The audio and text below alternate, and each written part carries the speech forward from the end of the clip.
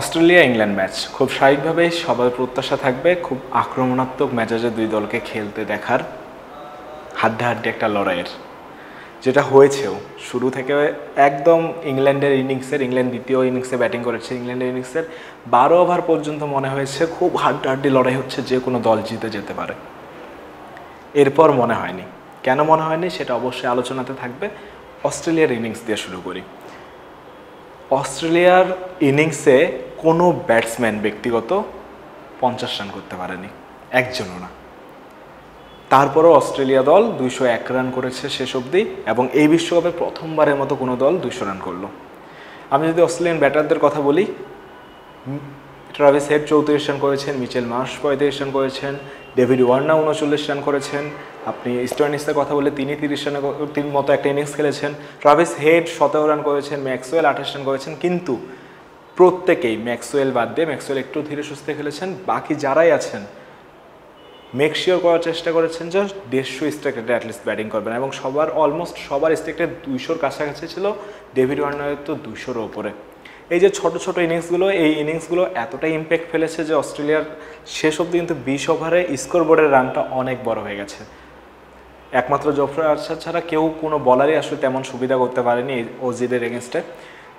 202 রানের লক্ষ্য যখন, খুব স্বাভাবিকভাবে আপনার একটা খুব দারুণ শুরুর প্রয়োজন। আর দলটা যখন বর্তমান চ্যাম্পিয়ন ইংল্যান্ড, তখন খুব ভালো মতো এই এক্সপেকটেশন থাকবে যে তারা তো ছেড়ে দেওয়ার মানুষ না, তারা খুব আক্রমণ, মানে তারাও পাল্টা আক্রমণ করবে, এবং সেটাই করেছে। 73 রানের ওপেনিং জুটি, 73 রান। জশ বাটলার আর ফিল সল্ট মিলে 73 রান করেছেন। ফিল সল্ট 37 রানে আউট গেছেন এবং বাটলার 42 রানে, এবং এই জায়গা থেকেই কিন্তু ম্যাচটা টোটালি ঘুরে গেছে। যখন 73 রানের প্রথম ব্যাটসম্যান হিসেবে সল্ট আউট হন, তখনও ম্যাচটা মনে হচ্ছিল যে ইংল্যান্ড খুব ভালো অবস্থানে আছে, কেননা 13 ওভারে 129 রানের মতো রান লাগে তখনও। এবং এটা সম্ভব, টি-20-র এই যুগে সম্ভব, যখন অস্ট্রেলিয়া ইংল্যান্ডের মতো দল লড়াই করছে। কিন্তু ব্যবধানটা করে দিয়েছেন একা অ্যাডাম জাম্পা। আপনি যদি স্কোর কার্ডের দিকে তাকান, তাহলে হয়তো অস্ট্রেলিয়ান সবচেয়ে বেস্ট বলার দেখাবে প্যাট কামিন্সকে। তিনি 6-এর কম ইকোনমিতে বোলিং করেছেন, 3টা উইকেট পেয়েছেন। কিন্তু অ্যাডাম জাম্পা যা করেছেন, মানে যে কোনো সময় এটা মেনে নেবে যারা খেলাটা দেখেছেন, যে অ্যাডাম জাম্পা একাই ম্যাচটা ঘুরিয়ে দিয়েছেন। তার ওই 3 ওভারের স্পেলে বাটলারের উইকেট, সল্টের উইকেট এবং ইংল্যান্ডকে একদম ব্যাকফুটে ফেলে দেয়া, 3টা জিনিসই খুব দক্ষতার সাথে করেছেন অ্যাডাম জাম্পা। ফিল্ডিংও দারুণ করেছেন, এবং জাম্পার ওই ব্রেক থ্রু, ওই দুর্দান্ত স্পেলের পর কিন্তু ইংল্যান্ড ঘুরে দাঁড়াতে পারেনি। মঈন আলী চেষ্টা করেছেন, হ্যারি ব্রুক শেষ অবধি নট আউট ছিলেন।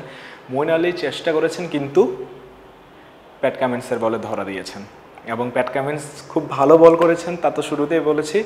মঈন আলীর ওই উইকেটটাই আসলে মানে অস্ট্রেলিয়াকে জয় একদম নিশ্চিত করে দিয়েছে। মঈন আলী যতক্ষণ ছিলেন তখনও মনে হচ্ছিল যে অস্ট্রেলিয়া হয়তো জিতে যাবে, কিন্তু খুব কাছাকাছি ম্যাচটা যেতে পারে, কারণ মঈন আলী বেশ ভালো 4 ছক্কা মারছিলেন। কিন্তু ম্যাচটার কাছাকাছি যায়নি। শেষ অবধি 165 রানেই শেষ হয়েছে ইংল্যান্ডের ইনিংস। অজিরা জিতেছে 36 রানে, এবং এখন পয়েন্টস টেবিলের অবস্থাটা এমন একটা জায়গায় যে অস্ট্রেলিয়া তো টেবিল টপ, কিন্তু ইংল্যান্ড প্রথম ম্যাচ স্কটল্যান্ডের সাথে খেলাটাই হলো না, 1 পয়েন্ট, এবং দ্বিতীয় ম্যাচ হার। পরের 2টা ম্যাচ খুবই ইম্পর্টেন্ট হতে যাচ্ছে ইংল্যান্ডের জন্য। যদি কোনোভাবে একটা ম্যাচ হেরে যায়, বর্তমান চ্যাম্পিয়ন ইংল্যান্ড কিন্তু গ্রুপ পর্ব থেকে বিদায় হয়ে যাবে।